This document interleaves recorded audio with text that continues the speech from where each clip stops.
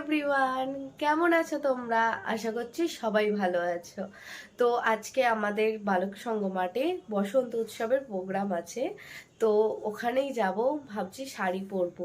তো চলো, রেডি হয়ে তোমাদের সাথে দেখা হচ্ছে। আমি রেডি হয়ে গেছি, তো বলো কেমন লাগছে। তো চলো তাহলে। তো বেরিয়ে গেছি, এই যে আমি যাচ্ছি। উত্তম, হাই বল। কই গেলি?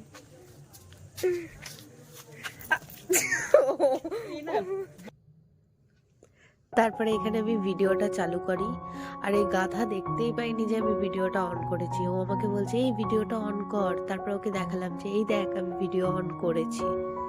তো তারপরে আমরা মাঠে চলে আসি। তো ওকে একটু প্রথম প্রথম জানি না কেন আমার না খুব লজ্জা লাগছিল যে এত লোক যাব। তারপরে বলছে এই চল, তো কি হয়েছে।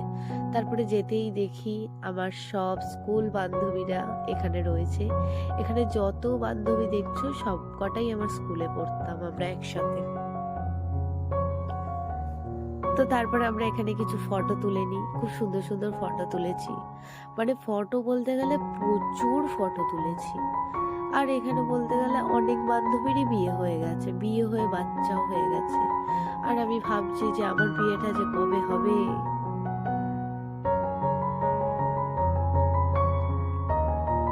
তারপরে এখানে একটু ঢং করছিলাম আর উত্তমকে ডাকছিলাম। আর উত্তমের নাটকটা দেখেছো, মানে ও সব সময় পাগলামো করতে থাকে আর এমন এমন কিছু করে, না হেসে আর পারি না। তারপরে আমার আরো কিছু বান্ধবীরা চলে আসে। আর এখানে তারপরে আমরা সবাই মিলে একটু টাকা জোগাড় করে আবির নিয়ে আসি। বসন্ত উৎসব বলে কথা, গালে একটু আবির লাগাতে হবে না? তো এখানে জাস্ট দুটো আঙ্গুল করে করে মানে আবিরটা লাগাচ্ছিলাম। ফটো তো তুলতে হবে বলো, প্রথমের দিকে যদি ভূত হয়ে যাই ফটো একদমই ভালো আসবে না। কিন্তু লাস্টের দিকে আমি ভূত হয়েই গেছিলাম। কি বলতো, আমার না বেশ ভালো লাগে এই রং খেলতে।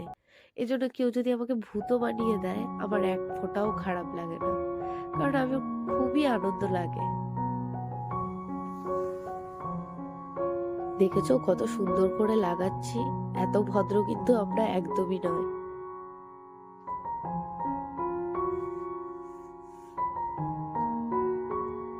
তো তারপরে এখানে অঙ্কিতা উত্তমকে কি বলে খ্যাপাচ্ছিল সেটা আর মানে বললাম না, কারণ খুবই বাজে একটা কথা বলেছে।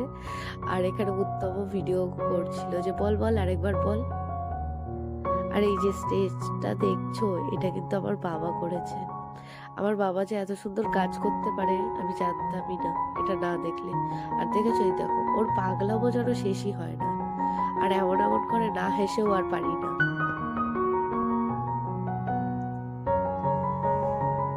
তো তারপরে ভাবলাম যে যাই গিয়ে একটু ফুচকা খেয়ে আসি। ফুচকা দেখলে না জিভ থেকে জল পড়তেই থাকে, এই জন্য না খেয়ে আর পারলাম না। তো তারপরে অঙ্কিতা এখানে বাড়ি চলে যাচ্ছিল আর আমার কথা শুনে খালি কি নাটকই না করছি।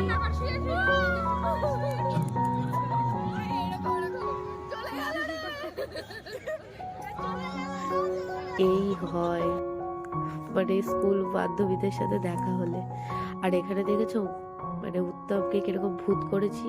কেন করবো না বলো, ও খালি পালিয়ে পালিয়ে বেড়াচ্ছিল, তারপর সুযোগ পেয়ে একদম দিয়েছি ভোরে। তো তারপরে আমরা বাড়ি চলে আসি, কারণ অনেকটা রাত হয়ে গেছিল আর সবাই প্রায় চলেই গেছিল। তো চলো টাটা, ভিডিওটা কেমন লাগলো অবশ্যই কিন্তু জানাবে।